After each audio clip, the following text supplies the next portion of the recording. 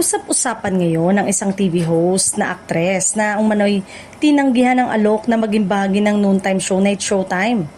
Marami ang nagulat dahil kilala ang programa bilang isa sa pinakasikat at pinakamatagal na show sa tanghali na nagbigay ng platform sa maraming artista at host upang mas makilala sa industriya. Ayon sa mga lumulutang na impormasyon, hindi basta-basta ang alok na ibinigay sa kanya. Bukod sa malaking exposure, siguradong makakatulong ito sa pagpapalago ng kanyang karera sa hosting, pag-arte at iba pang larangan ng showbiz.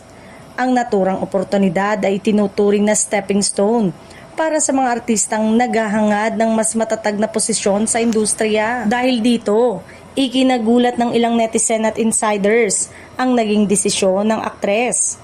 Sa panahon kung saan marami ang nagsusumikap makapasok sa isang high-profile na programa, tila kakaiba ang kanyang hakbang at nagdulot ito ng maraming haka-haka sa social media.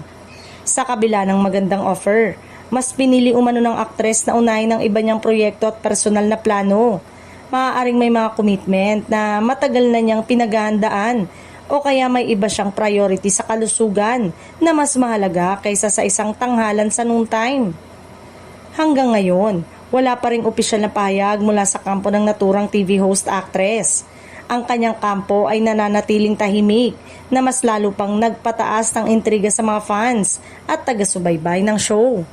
Maraming tanong ang bumabalot sa issue.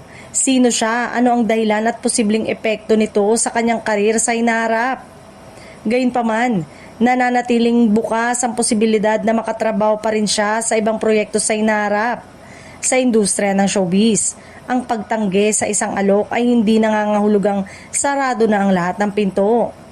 Marami pa rin ang umaasa na sa tamang panahon, makikita pa rin siya sa mga malalaking proyekto at programa at patuloy na napapansin ng publiko at ng kanyang fans.